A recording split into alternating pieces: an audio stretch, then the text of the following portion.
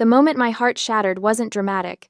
There was no thunder, no ominous music, just the ordinary crunch of gravel under my tires as I pulled into the driveway of my ranch house outside Austin, exhausted from a 10-hour work marathon debugging a client's interface. Then I saw it. Or rather, I saw where it used to be. My Aunt Alice's rose garden, 200 square feet of antique heritage roses, bourbon roses, and climbing Cecil Brunner that had taken her 30 years to cultivate was gone, erased. In its place was a flattened patch of brown dirt, smooth as a putting green, with industrial rolls of artificial turf stacked at the edge, like oversized carpet samples. A small bulldozer sat nearby, its bucket still caked with soil and what looked like shredded roots. I sat frozen in my car, hands still gripping the steering wheel, staring at the carnage. The garden had been right there this morning. I had passed it on my way out, noted the early blooms on the Madame Isaac Pereire. Now there was just nothing. My vision tunneled. I could not breathe. I stumbled out of the car, my laptop bag forgotten on the passenger seat, and walked toward the destruction on legs that didn't feel attached to my body. The air smelled wrong, like diesel and torn earth instead of the faint rose perfume that usually drifted through the yard on spring evenings. "Oh, you are home early." My father's voice cut through my shock like a hacksaw. "What do you think? Pretty impressive, right?" Arthur Bennett stood near the artificial turf rolls, hands on his hips in that self-satisfied pose he always struck when he thought he had done something clever. At 62, he still had the build of a former high school football player, gone soft, broad shoulders, thick around the middle, with silver hair he kept meticulously groomed. He was wearing khakis and a polo shirt, like he was about to tee off at a country club instead of standing in the ruins of something irreplaceable. "What?" My voice came out strangled. "What did you do?" "Upgraded the property." He gestured grandly at the dirt. "Those thorny bushes were a liability, Skylar. Lowered the property value. Do you know how many times I have gotten scratched just walking past them? Pudding green. Though now that is class. That is the kind of feature that says successful people live here." My mother, Kate, emerged from the house carrying 2 glasses of iced tea. She was 60 but dressed like she was trying to recapture 40 blonde highlights, too much jewelry, a tunic top that probably cost more than my monthly grocery budget. She had been pretty once, I think, before bitterness had settled into the lines around her mouth. "Skylar, don't just stand there gaping," she said, handing 1 glass to my father. "You could at least thank your father for improving your property. The neighbors are going to be so jealous." "Thank him?" I could barely form words. You destroyed Aunt Alice's garden. That garden was a bunch of weeds that attracted bees and took up valuable space," Dad interrupted, taking a long drink of his tea. "Your aunt had no sense of modern landscaping. This is a ranch property, Skylar. It should look refined, not like some overgrown cottage in the English countryside. Those roses were heritage plants." My hands were shaking. Some of them were over 50 years old. "Aunt Alice is dead," Mom said flatly. "And she left you the house, not her garden hobby. Frankly, I think she would be pleased to see the property being managed by people with actual taste." The workers were already unrolling the turf. One of them glanced at me, saw my face, and quickly looked away. They had been paid to do a job. They did not care that they had just bulldozed my last tangible connection to the only family member who had ever actually loved me. "You had no right." My voice cracked. "This is my house. You had no right to." "No, right?" Dad's face darkened. He took a step toward me, and I instinctively took a step back. "I am your father. I have been living under this roof for 2 years, paying my dues, putting up with your rules and your attitude. I have every right to make improvements that benefit the household. Or, did you forget that you invited us to live here?" That was the spin, wasn't it? I had invited them. The truth was messier, and it sat in my stomach like a stone. 2 years ago, my parents had declared bankruptcy. Dad's investment opportunities, which I had learned meant gambling on penny stocks and lending money to his equally broke friends, had finally caught up with them. They had lost their house in the foreclosure. Mom had called me crying, saying they were going to be homeless, that Dad's knee was too bad for him to work anymore, that they just needed somewhere to stay for maybe 3 months. Tops, while they figured things out. And I, like an idiot, had said yes. Aunt Alice had died 8 months before that, leaving me her custom brick ranch house on 3 acres of Texas hill country. The property was worth over $1 million, a ridiculous windfall for a 28-year-old UX designer who had been living in a cramped apartment in downtown Austin. The property taxes alone were $25,000 a year, but I had been managing.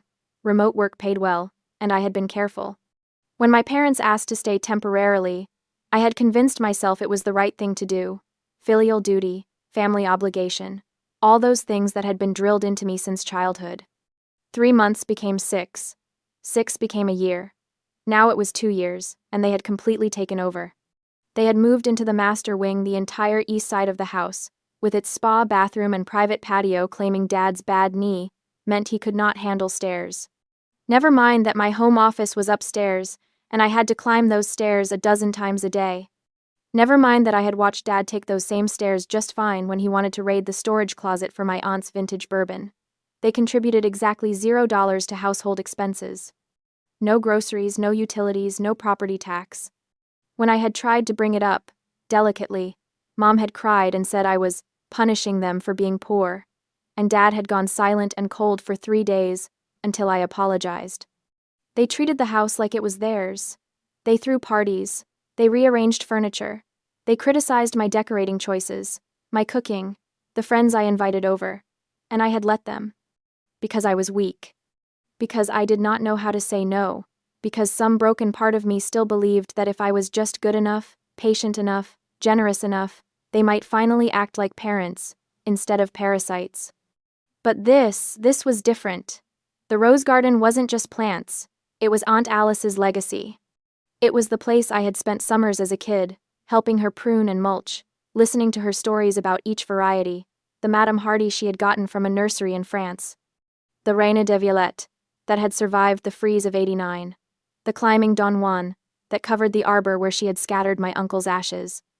It was the only place on the property that still felt like hers, like mine, and they had bulldozed it to install a freaking golf course. I want it put back, I said, and my voice came out harder than I had ever heard it. I want you to call these workers off, return the turf, and figure out how to restore what you destroyed. Dad actually laughed. Put it back?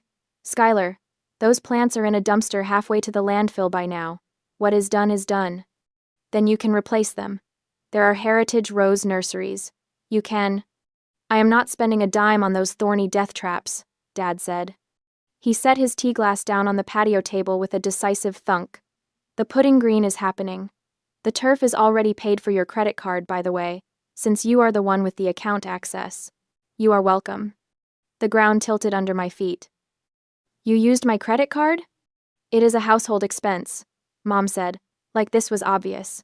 The card you gave us for emergencies. A pudding green is not an emergency. Don't you raise your voice at your mother? Dad snapped. His hand shot out and grabbed my upper arm, fingers digging in hard enough to bruise. We have put up with your attitude for 2 years, young lady. You will show some respect, or what? The words burst out of me before I could stop them. You will hit me? You will throw me out of my own house? For a second, I saw something flicker in his eyes. Not shame, something colder. Calculation. Then he released my arm and stepped back, forcing a smile. Nobody is hitting anybody. You are being dramatic. This is a good thing, Skylar. Once the green is installed, I will finally have somewhere to practice my short game. Maybe you could learn to play. We could do it together. Father-daughter bonding. I looked at him, really looked at him, at the fake warmth in his expression that didn't reach his eyes, at Mom hovering behind him, already mentally redrafting the narrative where I was the ungrateful daughter throwing a tantrum over a few flowers. Something in me, something that had been bending for 2 years under the weight of their entitlement, finally snapped. Not broke, snapped. Like a bowstring pulled too tight, releasing all that stored tension in one sharp moment of clarity. Get off my property, I said quietly. Dad blinked. What? I said, get off my property. Both of you. Get out of my house. Mom's eyes went wide. Skylar, you don't mean... I mean exactly what I said. My voice was steady now, cold and clear. You have overstayed your welcome by 2 years. You have taken advantage of my generosity at every turn. And now you have destroyed the one thing in this house that actually mattered to me. And you are standing there acting like I am the problem. So, get out. Dad's face went red.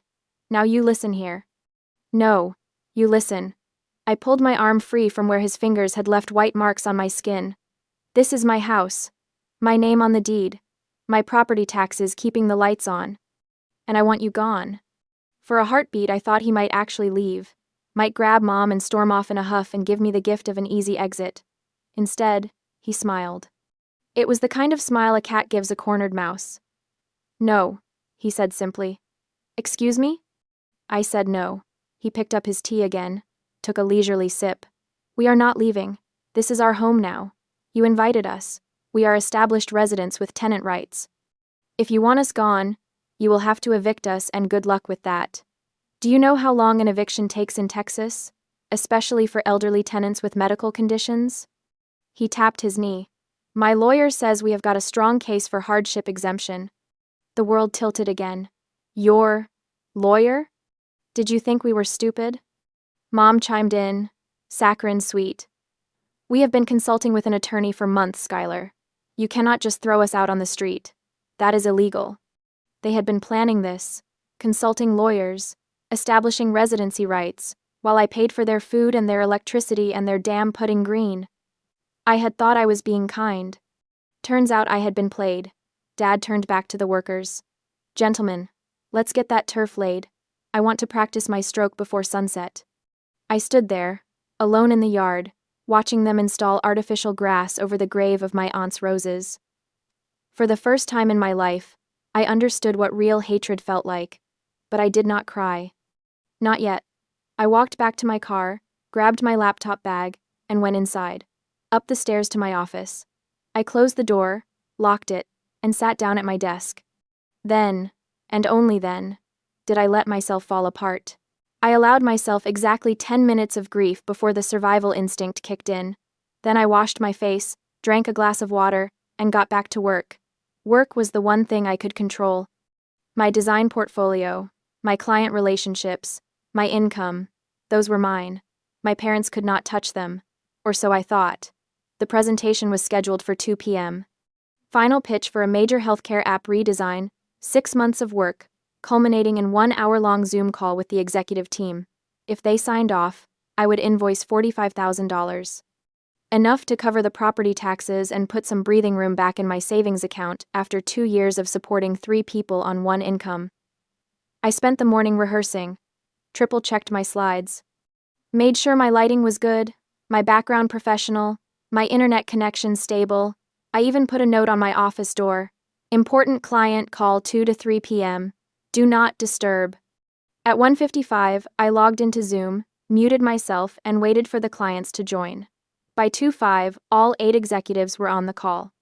I unmuted, smiled professionally, and launched into my presentation. Good afternoon, everyone. Thank you for taking the time today. I am excited to walk you through the final UX architecture for the patient portal redesign. I was 15 minutes in, right in the middle of explaining the medication reminder flow, when my office door banged open. I jumped, fumbling to hit mute, but my father's voice was already booming through my speakers, telling you, Skylar has got the best setup in the whole house. Look at this view. A group of people filed into my office behind him, 5 or 6 of them, all around my parents' age, holding cocktail glasses, day drinking. Of course. Dad, I hissed, camera still on, clients staring. I am in the middle of a...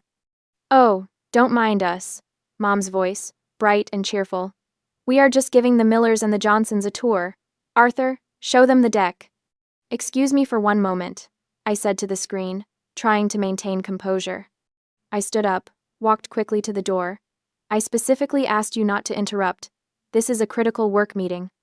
Work meeting? Dad scoffed, loud enough for the microphone to catch. You are sitting in your pajamas talking to a computer screen. That is not a real meeting. I am wearing business casual, and this is my job. A real job has an office, he continued, playing to his audience now. I could see the Millers and Johnsons exchanging glances. A real job has a boss who can see when you are slacking off.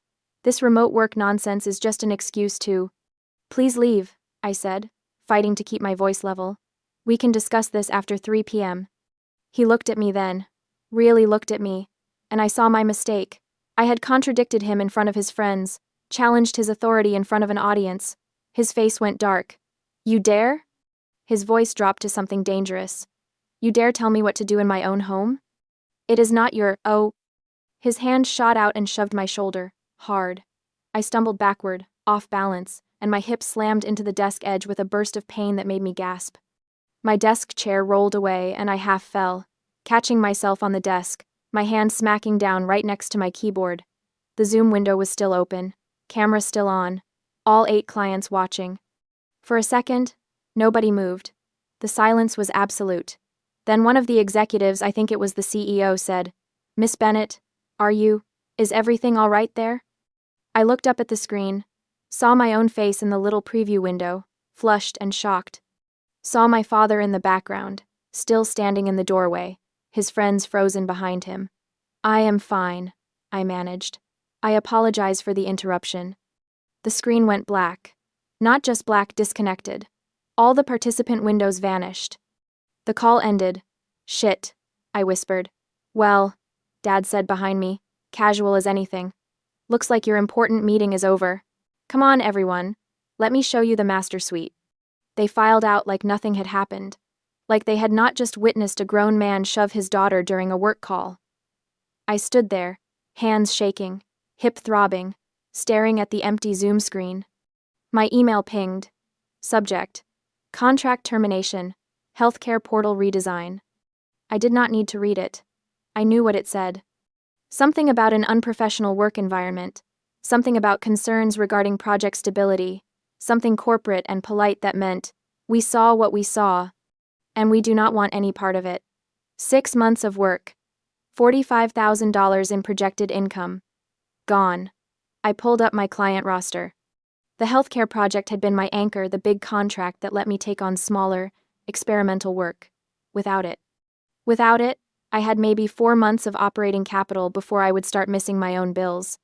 4 months to find new clients in a market where everyone wanted to see your previous work, where reputation was everything, where a terminated contract would raise red flags. I sat down slowly, wincing at the bruise already forming on my hip. The old Skylar, the one from this morning, would have cried again. Would have gone downstairs and tried to explain, tried to make peace, tried to smooth everything over because that is what kept the household functional. But that Skylar had died in the rose garden. This Skylar just felt cold. I did not go downstairs for the rest of the day. I heard my parents and their friends laughing on the patio, heard the clink of glasses, and Dad's booming voice explaining his short game strategy for the putting green that did not exist yet. At 7 p.m., I packed up my laptop and left through the front door, without saying goodbye.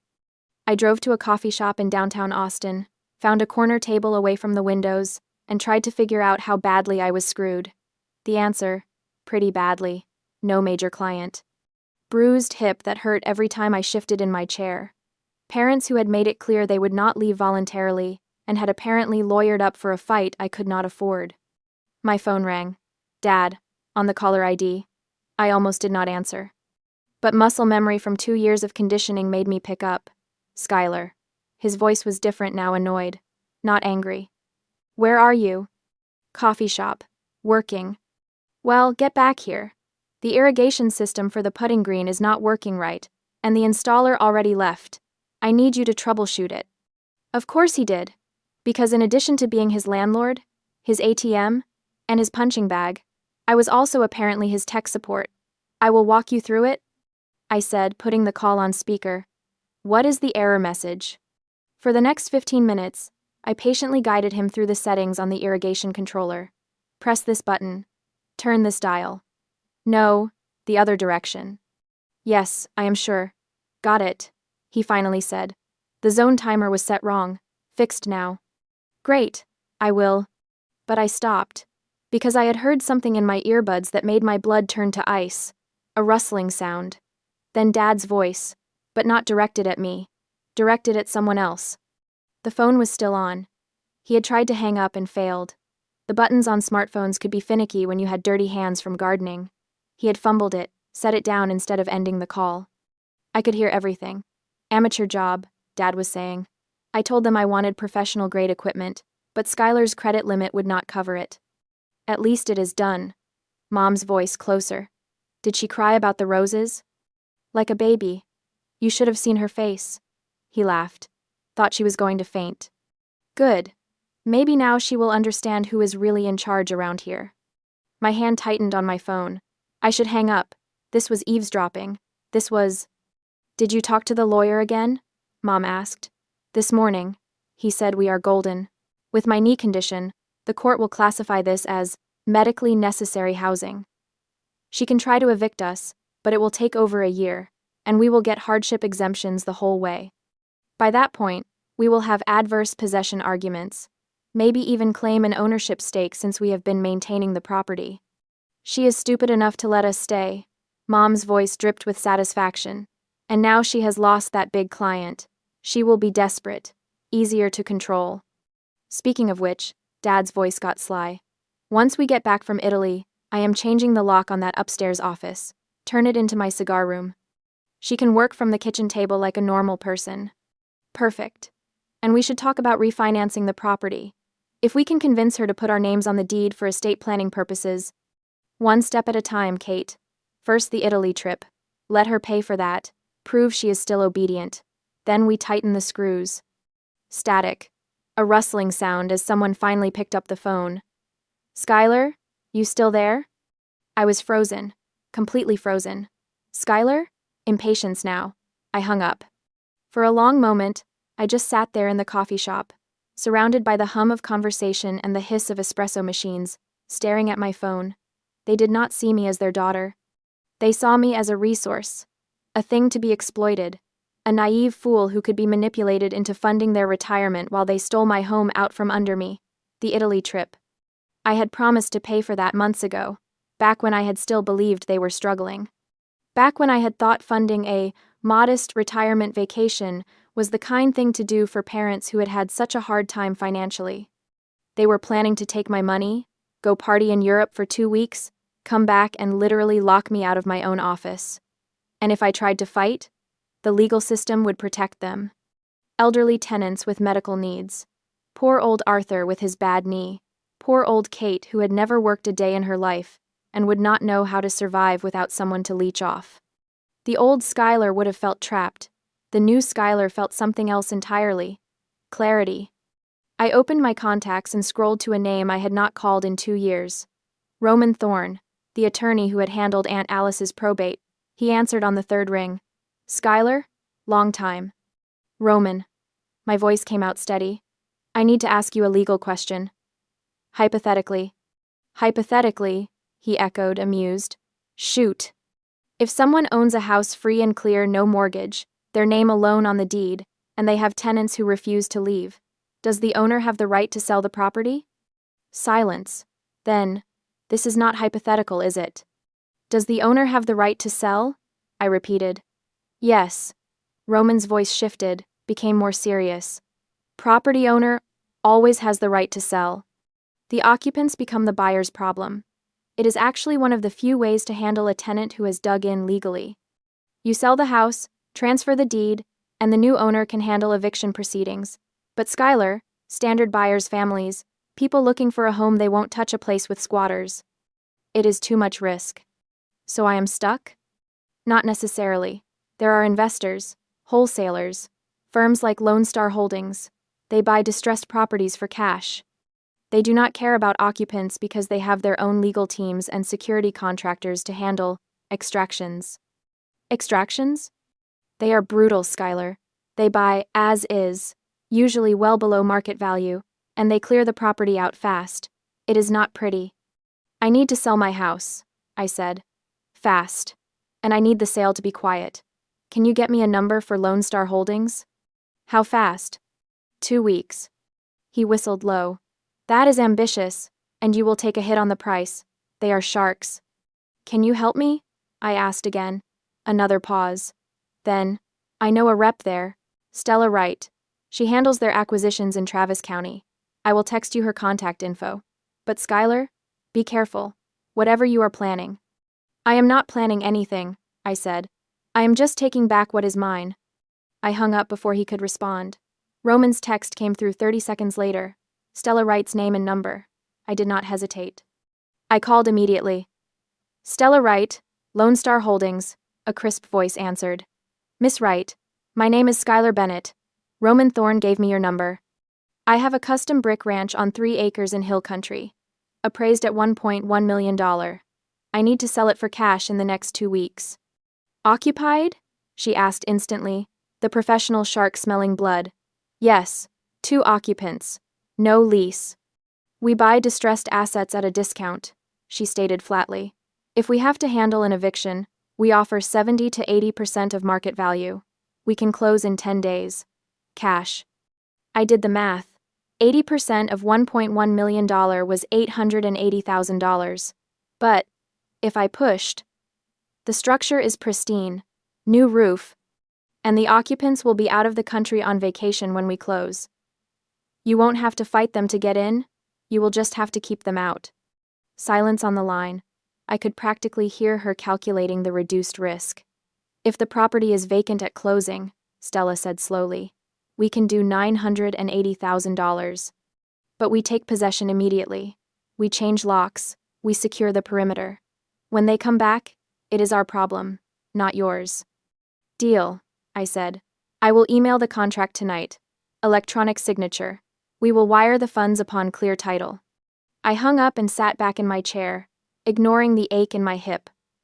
For 2 years, I had been playing defense, accommodating, compromising, trying to be the good daughter. It was time to play offense. I pulled out my laptop and opened my browser, searched iPhone 15 Pro, in stock, Austin pickup. The Apple Store had them. I could pick one up tonight.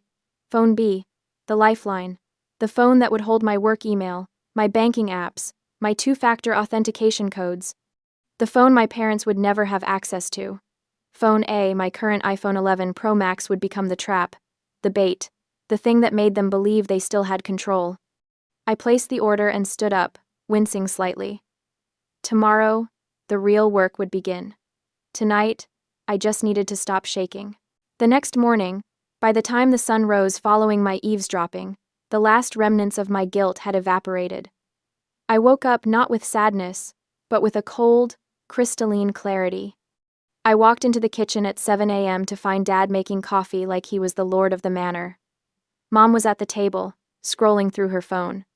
Oh good, you are up? Mom said without looking at me. We need to finalize the Italy arrangements.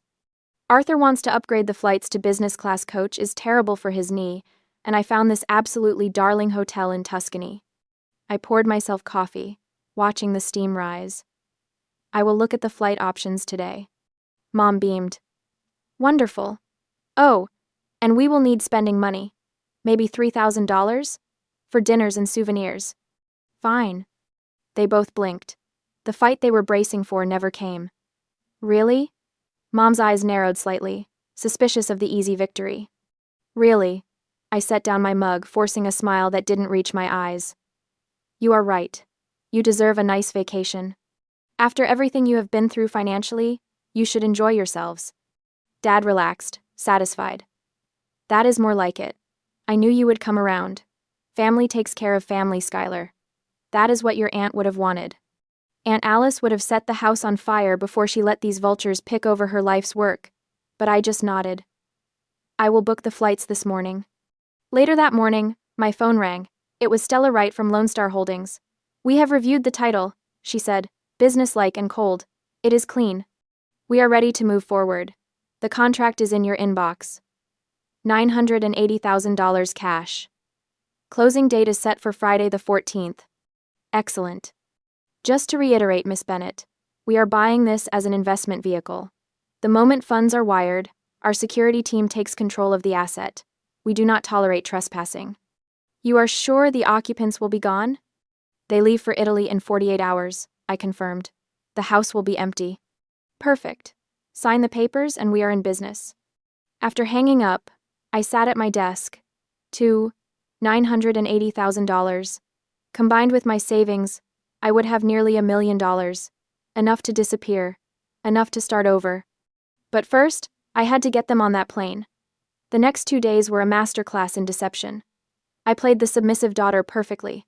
I upgraded their flights to business class. I booked the 5-star hotel with the vineyard views. I transferred $3,000 to Mom's checking account. I even helped Dad pack his golf clubs he had wanted to bring them, for networking, but Mom vetoed it due to baggage fees.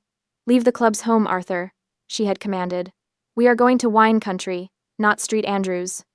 He had grumbled but complied, leaving the heavy bag in the garage. I made a mental note. The clubs stay here. The morning of their departure arrived in a pre-dawn haze. I drove them to the airport at 4 a.m. The trunk was packed with 3 huge suitcases for a 2-week trip. At the departure's curb, Mom gave me a perfunctory hug that smelled of expensive perfume. "You be good while we are gone. Keep the house clean." Of course. Dad turned back before wheeling his suitcase through the sliding doors. "Remember," he said, "the putting green needs to be watered twice daily. Don't let the artificial turf dry out. And fix that sprinkler head by the time we get back." "Yes, sir." I kept my head down, voice meek. He patted my shoulder, the same shoulder he had shoved just days ago. "That is my girl." I watched them disappear into the terminal. The moment the automatic doors hissed shut behind them, the submissive mask dropped from my face. I got back in my car, and as I merged onto the highway, a laugh bubbled up from my chest. It wasn't a happy sound. It was dark, sharp, and jagged. I drove home, watching the sky lighten from black to pale gold. By the time I pulled into the driveway, the sun was fully up, casting long shadows across the hated putting green. I pulled out my phone and checked the flight status. Departed. I went inside, made a fresh pot of coffee, and opened my laptop. The email from Stella was waiting. Subject: contract, countersigned, closing initiated. I read it twice. Then I stood up and looked around the house. My house. Not for much longer. The silence that settled over the house the moment their plane took off was profound, as if the walls themselves were finally exhaling. I did not waste a single hour. The very next morning, the moving crew I had hired arrived. I had spent the previous night tagging everything that was mine with blue tape. My bedroom furniture, my office equipment, and the few precious antiques Aunt Alice had left me. "Blue tape goes to the Dallas apartment," I told the crew chief. "Everything else stays for the junk removal team tomorrow." I watched them dismantle my life. My bed frame, my bookshelves, the landscape painting Aunt Alice had loved all carried out and loaded onto the truck. By noon, my room was empty. By 2 p.m., my office was stripped bare. My phone buzzed continuously with updates from Italy. Mom sent photos of their hotel suite. Dad sent a picture of his business-class meal. They were living it up, completely oblivious that the foundation of their life was being disassembled across the ocean. I replied with enthusiastic emojis, feeding their ego one last time. When the movers left for Dallas, I stayed behind for one final, crucial task. I went into the garage where Dad's golf club sat in the corner. It was an expensive set, tailor-made irons, a Callaway driver, a Scotty Cameron putter housed in a premium leather bag. He loved these clubs more than he loved most people. I unzipped the main cover and pulled the irons out, laying them carefully on the concrete floor. Then, I took the device I had prepared, my old iPhone 11 Pro Max, connected to a brick-sized 50,000 mAh camping power station. I had set the phone to low power mode, disabled data roaming, and turned the ringer volume to the absolute maximum. I wrapped the phone and the battery brick in a layer of bubble wrap to prevent them from rattling, then dropped the package into the deepest well of the golf bag right at the bottom, where the club grips usually rested. I jammed the clubs back in one by one. The shafts locked the device in place, burying it under layers of graphite and steel. Even if someone unzipped every pocket, they would not find it. To get to that phone, Dad would have to dump his entire precious set onto the ground. The ringtone would sound like it was coming from the ghost of the bag itself, muffled, deep, and impossible to locate without complete dismantling. "Perfect," I whispered. The following day, the junk removal crew arrived to clear out everything else. My parents' king-sized bed, their 60-inch TV, Mom's vanity, their clothes, all of it was packed and hauled to a climate-controlled storage unit an hour outside of town. I made sure the golf bag was placed in the very back corner of the unit, buried behind a wall of boxes. I locked the storage unit and drove away. The trap was set. The days that followed were a blur of finality. I hired cleaners to scrub the house until it smelled like lemon and emptiness. I scheduled the utility transfers. I watched the house transform from a home back into a structure vacant, echoing, and ready for new life. On the evening before the closing, as I was unpacking the last box in my new high-rise apartment in Dallas, my phone rang. It was Dad. "Hi, Dad. How is Tuscany?" I asked, putting the call on speaker while I arranged books on my shelf. "Incredible," he said, sounding slightly tipsy. "We are at a vineyard. You can see for miles." "Listen, Skylar, I was just telling your mother. I really wish I had brought my clubs. Saw a guy on the course today with that same putter I have. Made me miss mine." I paused, holding a book in midair. The irony was so thick I could taste it. "Is the bag safe in the garage?" he continued. "No humidity getting to the leather?" I smiled at the empty room. "It is extremely safe, Dad. I made sure it is stored somewhere very secure. It will not be moved until you get back." "Good girl. That set is my pride and joy." "I know, Dad. I know. We will see you in a few days. Love you, kiddo." "Love you too," I said, and ended the call. The final morning arrived with a sky the color of bruised steel. I drove back to Austin one last time. There was no sentimental walkthrough with a nice couple. I met a courier from Lone Star Holdings in the driveway. He didn't even go inside. He just took the keys, handed me a packet of final disclosures, and checked the property off on his iPad. "Assets secured," he muttered into a Bluetooth headset. "Boarding crews will be here at 1,400 hours. ASIN." Before I left the house for the last time, I stopped at the smart home control panel in the hallway. Fingers flying across the screen, I initiated the ownership transfer protocol. I deleted user, dad and user, mom. I wiped the entry logs. Finally, I disabled the remote notification system. When my parents eventually returned and tried their old code, no alert would come to my phone, no chime would welcome them. Just a cold, red light blinking, access denied. The house was no longer intelligent. For them, it was now just a fortress specifically designed to keep them out. We met at the title company at 1 p.m. The room smelled of stale coffee and printer toner. I signed page after page of legal documents, each signature severing a tie to my past. At 2:51 p.m., my phone buzzed. Wire transfer received. $947,382.19. The money was real. The house was gone. The deed was done. I walked out of the office building and into the blinding Texas afternoon sun. My parents were still in Italy, sleeping off a wine hangover, completely unaware that they were now homeless. I got into my car, turned on the radio, and drove toward the highway. I did not look back. 3 days drifted by in a strange, suspended reality. I knew what was coming, but the waiting was its own form of torture, the good kind, like anticipating the punchline of the world's longest, most expensive joke. I threw myself into work, reached out to old clients, pitched new projects, rebuilt the professional reputation my parents had damaged. The apartment in Dallas became my command center. Coffee at dawn, design work until noon, afternoon meetings via Zoom with my camera on and my background carefully neutral. Nobody needed to know I had just sold my house. Nobody needed to know I was hiding. Then came the 14th day, Judgment Day. I woke up at 6 a.m., too anxious to sleep. Checked the flight status on my laptop. On time. Arrival at Austin Bergstrom at 8:19 p.m. Lone Star Holdings had taken possession of the property 4 days ago. According to Stella, their asset preservation team had already been through.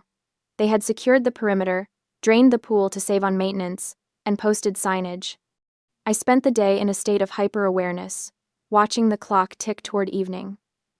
At 7 p.m., I ordered takeout and barely touched it. At 7:45, I started refreshing the flight tracker obsessively. Landed. 8:19 p.m. They were home. Or rather, they thought they were going home. I imagined them collecting their luggage, tired but happy. Tanned from the Italian sun, full of stories about art and wine and la dolce vita. The line at customs was notoriously long at this hour, and baggage claim would take forever with their oversized suitcases.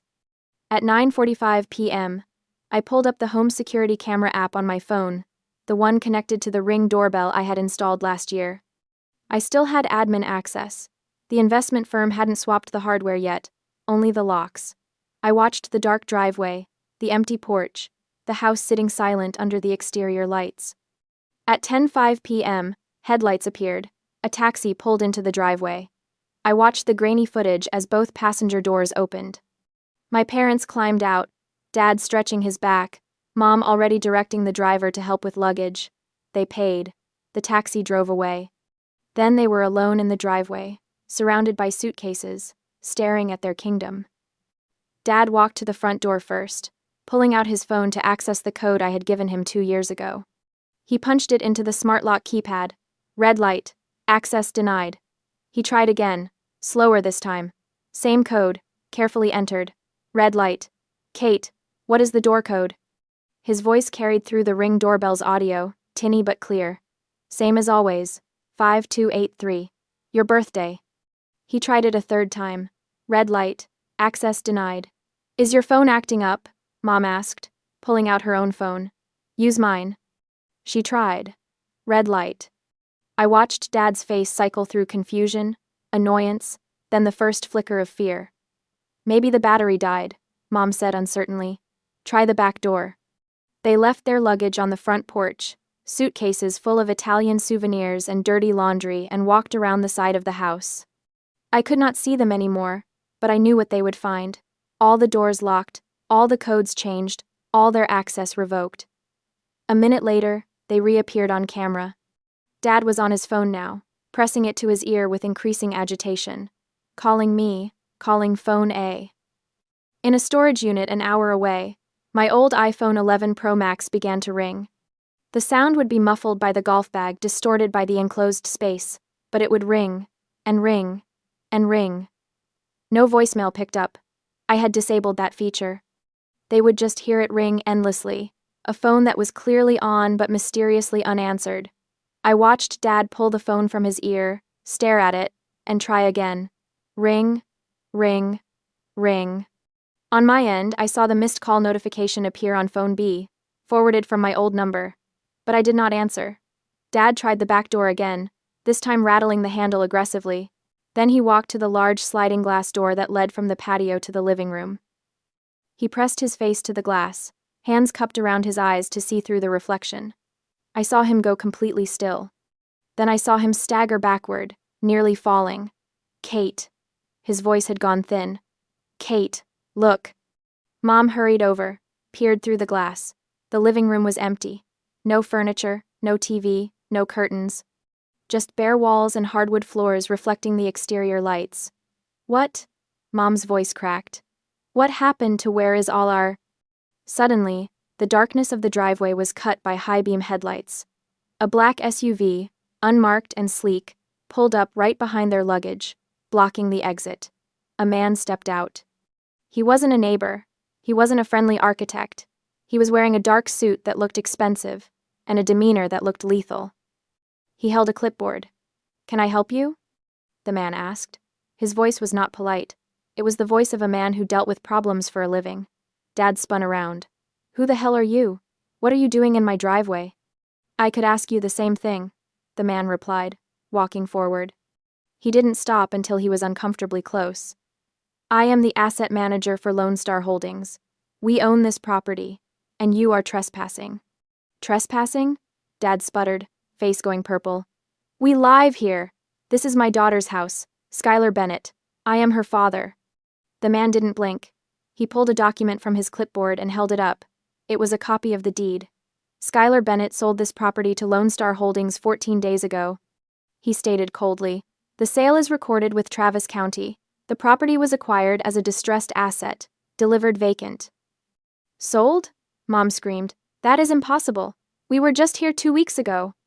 And now you are not, the man said. This is private corporate property. You have no lease. You have no ownership. You are engaging in criminal trespass. But our things... Mom was hysterical now, grabbing Dad's arm. Our furniture, our clothes, everything. It was inside. The property was purchased, as is, vacant ownership. The man recited bored. Anything left on the premises after closing is considered abandoned property. My crew cleared this unit 4 days ago. You threw away our things? Dad lunged forward, his face contorted with rage. I will sue you. I will sue this whole damn company. The man didn't flinch. He just tapped his earpiece. Dispatch. I have 2 hostiles at the acquisition site. Send local PD for criminal trespass removal. He looked back at Dad. I have a security team 2 minutes out, and the sheriff is on speed dial. You can leave now, voluntarily, or you can leave in the back of a squad car.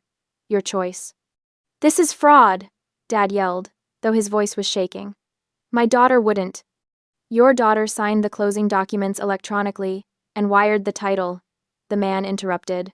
He pulled a business card from his pocket and flicked it toward Dad. It landed on the concrete. Here's the number for our legal department. Do not come back here. If you step foot on this lot again, you will be arrested. He turned to the SUV driver. Get the bags off the porch. Put them on the curb. 2 large men got out of the SUV. Without a word, they walked past my stunned parents, grabbed the expensive Italian suitcases, and marched them down the driveway to the public street, dumping them on the asphalt.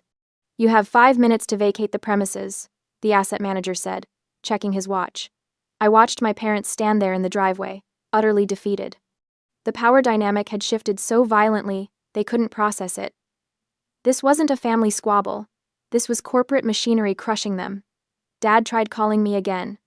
In the storage unit, my old phone rang and rang and rang.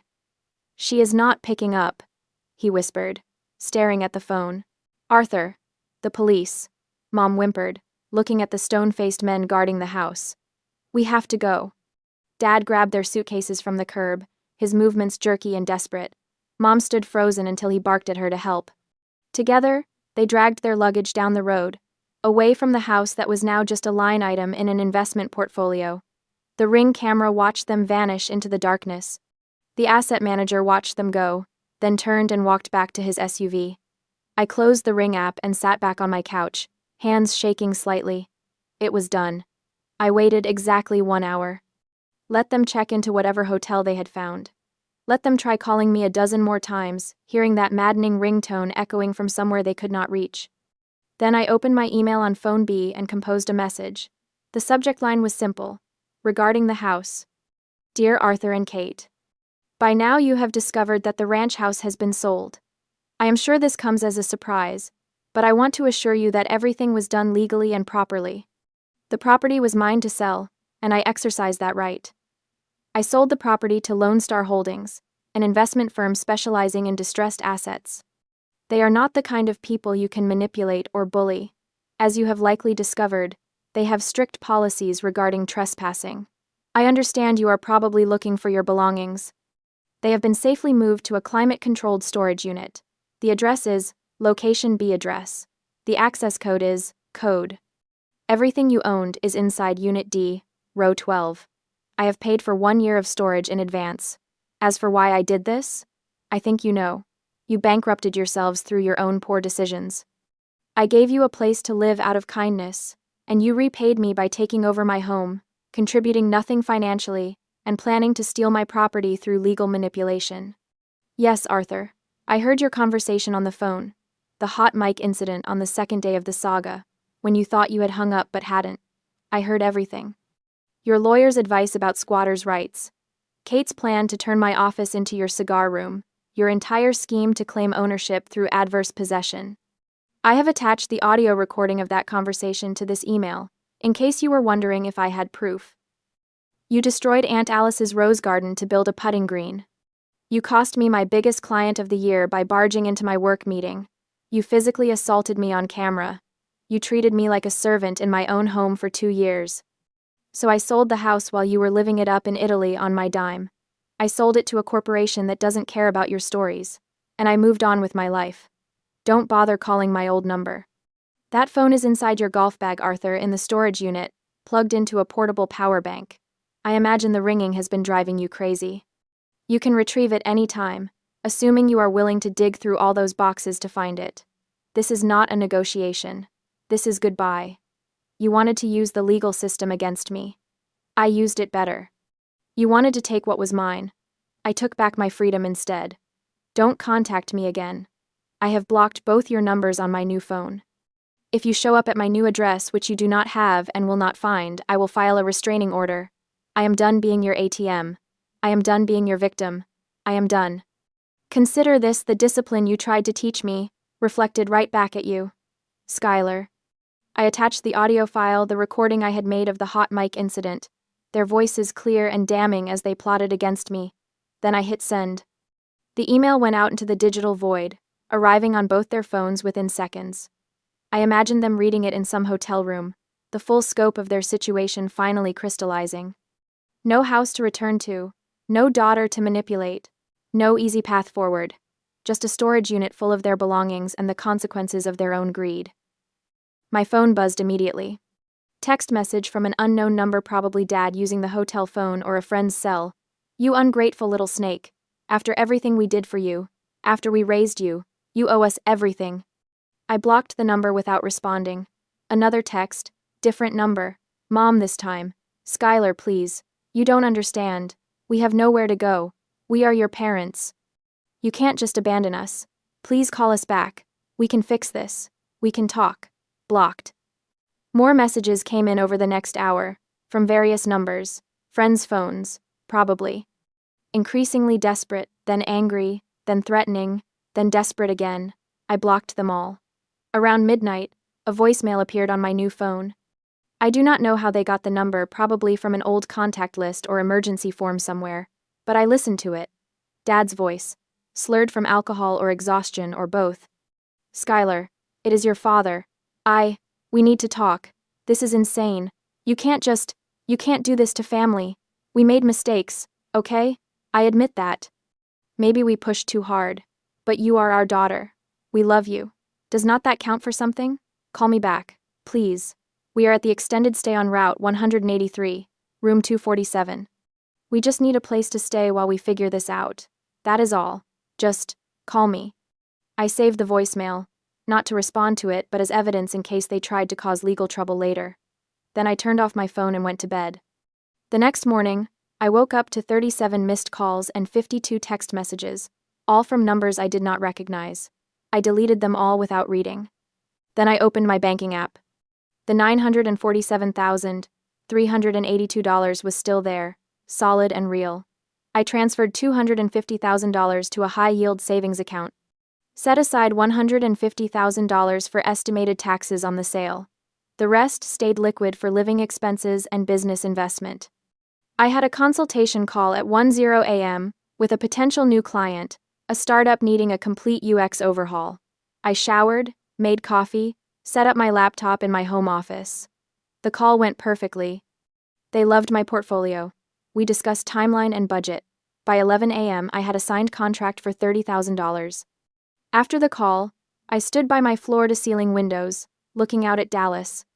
The city stretched out below me, full of possibility. Full of people who did not know my history, did not know my parents, did not care about anything except the quality of my work. I was anonymous here, free here. My phone buzzed. Stella Wright. Security team reported the removal. Smooth. House is currently being boarded up for renovation. Pleasure doing business with you, Skylar. I am perfect, I typed back. Thank you for everything. Fresh start. That is exactly what this was. I thought about Aunt Alice, about her rose garden and her kindness and the inheritance she had left me. She had wanted me to have security, to have a beautiful place to build my life. My parents had turned that gift into a prison, so I had burned it down and walked away. And if the fire also burned them? Well, they had lit the match when they destroyed those roses. I spent the rest of the day working, planning, building, sketched out designs for my new client, updated my portfolio website, researched apartments in Dallas that allowed long-term leases. My parents kept calling. I kept blocking. By evening, the calls slowed. Maybe they had finally understood I meant what I said. Maybe they had found a friend to take them in. Maybe they had checked into that extended stay hotel and were trying to figure out their next move. I did not know. I did not care.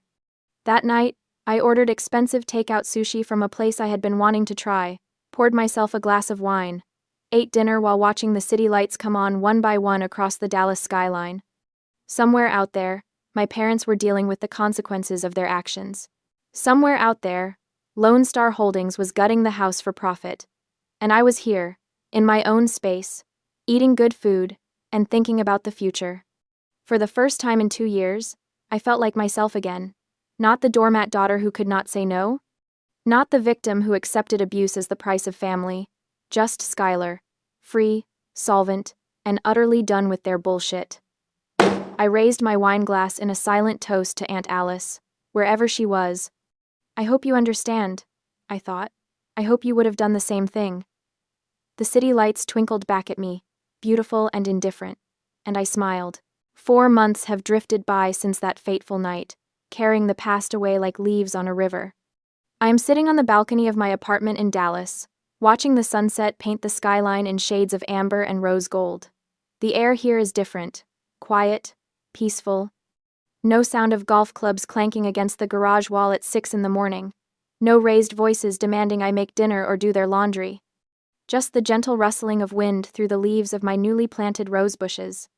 They are arranged in large ceramic pots along the balcony railing, 6 of them, each one carefully selected to mirror Aunt Alice's original garden. David Austin roses, mostly. The same pale pink Eden climbers, the same deep crimson Munstead woods. I water them every morning, checking for new blooms with the same reverence Aunt Alice used to show. It is not the same as having 3 acres of garden space, but it is mine, all mine. The studio is thriving. I used a significant portion of the house proceeds, $200,000, to open Bennett Design Co. in downtown Dallas. Glass walls, exposed brick, standing desks with dual monitors. I hired 2 junior designers and a project manager. We specialize in UX/UI for healthcare apps, and we are already booked out 3 months in advance. Turns out, when you are not spending 16 hours a day being someone's unpaid servant, you have the energy to build something remarkable. My phone buzzes the new iPhone 15 Pro, the one that holds my actual life. It is a text from Roman Thorne, my attorney. Thought you would want to know. Arthur called my office again today. 5th time this month, still threatening to sue Lone Star Holdings. I heard their legal team sent him a cease and desist for harassment. He has no legal standing. The house was yours. The sale was legal. Have a good evening, Skylar. I smile, setting the phone down on the wrought iron table. I can picture Dad's face, red and sweating, probably calling from whatever cheap cell phone he managed to scrape together. The irony is not lost on me. According to my former neighbor Carol, who still texts me updates because she is delightfully nosy, my parents are renting a 3rd-floor walk-up in a run-down apartment complex on the east side of Austin. No elevator. 3 flights of stairs. Every single day. Apparently, the money they made from selling those few bottles of Italian wine, the Brunello and Barolo they had been so proud of, purchased with money they didn't earn, only covered about 3 months of rent. After that ran out, they had to dip into what little savings they had left from Dad's failed retirement fund, the same fund they had decimated with their entrepreneurial ventures and golf club memberships. Carol told me Arthur's knee is worse now. All those stairs. He uses a cane, she said. Kate does all the grocery shopping, because he can't make the climb more than once a day. I should feel guilty. I wait for it, that gnawing sensation in my stomach that used to come whenever I disappointed them. It does not come. Instead, I stand and walk to the railing, running my fingers over the soft petals of a newly opened bloom, Aunt Alice's roses. Her legacy, continued in a different form. I hope you understand. I whisper to the wind, to her memory, to whatever part of her might still be watching. I did not sell your house to hurt them. I sold it to save myself. The house was never just brick and mortar. It was a trap, a golden cage they had built around me with manipulation and guilt. Aunt Alice didn't leave me that property so I could become my parents' retirement plan, their live-in maid, their punching bag when things didn't go their way. She left it to me so I could have freedom, security, a foundation to build my own life. And that is exactly what I did. I water the roses as the sun disappears below the horizon, the city lights beginning to twinkle like stars. Tomorrow I have a consultation with a potential client, a startup developing mental health apps. The irony makes me laugh. My parents lost everything that day. The free house, the free servant, their reputation among their country club friends who undoubtedly heard about their sudden downgrade. I lost a house, but I gained my life back.